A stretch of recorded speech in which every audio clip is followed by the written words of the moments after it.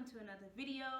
This is Doing, Being, Becoming, where we aim to inform, impact, influence, and inspire. Today is the 21st of March, Human Rights Day, a day where we sit, think, appreciate all those who fought their good fight to secure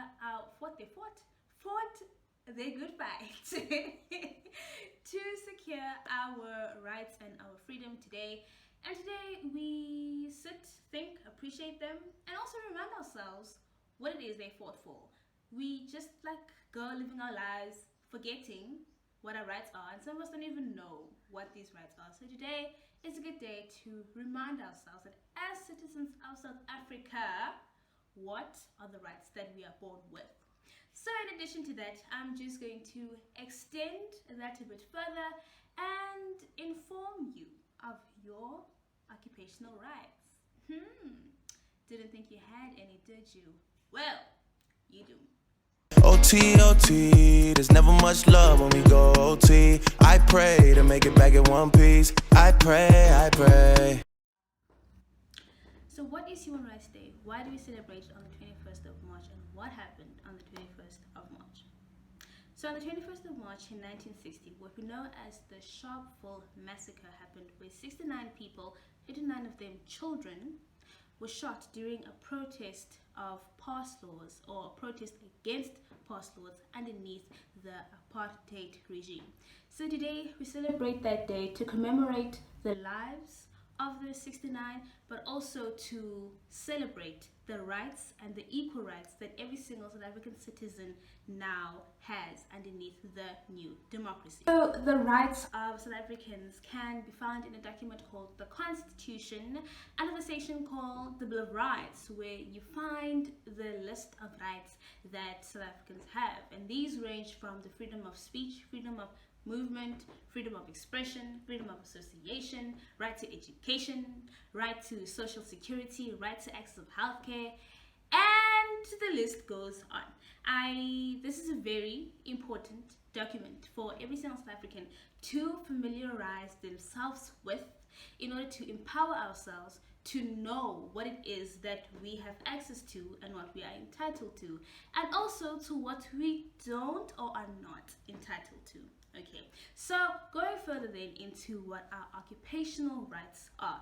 Our occupational rights stem from what we experience or know as occupational apartheid. Occupational apartheid is not too different from apartheid itself, but it just looks more at the direct impact this can have on one's occupations. It's a system that existed in South Africa between 1948 and the early 1990s, in which an all-white government oppressed the people of color in the country by enforcing segregatory laws. So occupational apartheid then is a concept where individuals, groups, or communities are deprived of participating in occupations that they find meaningful or purposeful as a result of segregation due to social, political, or economic factors. How we make this right then is through implementing occupational justice, which is the right of every individual to meet their basic needs and to have equal opportunity to reach their full potential as is related to occupations that they find meaningful. Occupational justice then can be subcategorized into 4 occupational rights. The first right is the right to experience occupation as meaningful and enriching, failure to which leads to occupational alienation. The second right is the right to develop through participation in occupation for health and social inclusion, and the failure of this leads to occupational deprivation. A third occupational right is the right to exert individual or population autonomy through choice of occupation. So this is the decision-making power that we're able to exert in the occupations that we participate in. The failure of this leads to occupational alienation. Our fourth occupational right is the right to benefit from fair privileges for diverse participation in occupation, and the failure of this leads to occupational imbalance. So just as much as it is important to know our human rights, we should also know our occupational rights.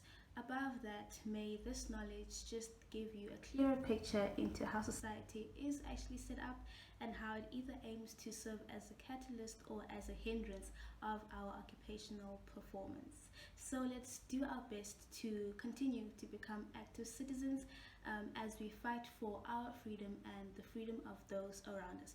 Oh, we had a lovely Human Rights Day, and may we do our best to continue to do, be, and become. Comment down below with any questions or suggestions of videos you would like to see. Otherwise, for this video, cheers. Don't you know you better run, run, run, run, run, run, run, run, run, run, run, run. Don't you know we're talking about a revolution? Sounds